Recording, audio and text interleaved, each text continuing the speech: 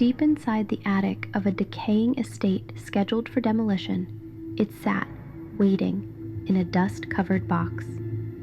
A vintage Shure 55SH microphone, heavy, pristine, and completely out of place. The man who uncovered it couldn't resist. He tracked down a retro tape recorder at a local pawn shop, plugged the relic in, and spoke a few test lines into the grate. He pressed rewind, expecting to hear his own voice. Instead, the speaker bled thick, distorted static. Through the white noise came a frantic conversation between two strangers who were nowhere near the room. He pressed record a second time. This time, the voices escalated into a violent argument, culminating in the deafening crack of a gunshot. Then, dead silence. Strangely, the microphone seemed to reset after that. It worked perfectly, completely normal, until he brought it home to use with his wife.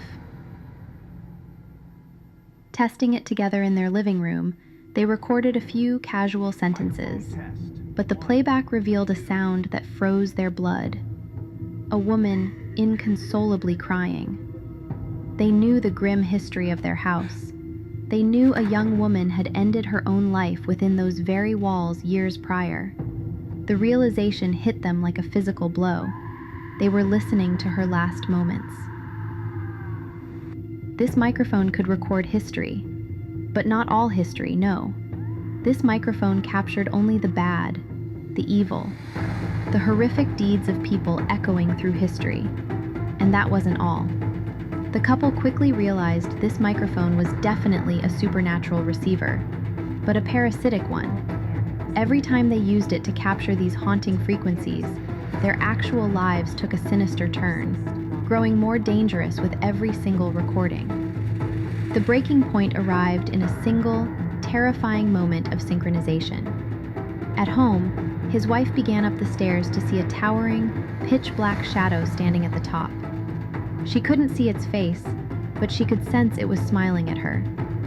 At that exact microsecond, miles away on his lunch break, her husband witnessed a figure step directly into the path of a speeding transit bus. He lunged into the street to save them, nearly getting crushed to death himself. When he scrambled to his feet, the street was empty. The onlookers on the sidewalk stared at him in absolute horror, because nobody else had seen the person he just tried to rescue. Nobody at all. Terrified that destroying the microphone will trigger a fatal curse, the couple has decided to pack up the vintage equipment, again, hiding it away in a box, but also leaving a desperate warning note for whoever finds it next. Do not use this microphone. They want to throw it out, but the husband believes cutting ties so violently will only seal their fate.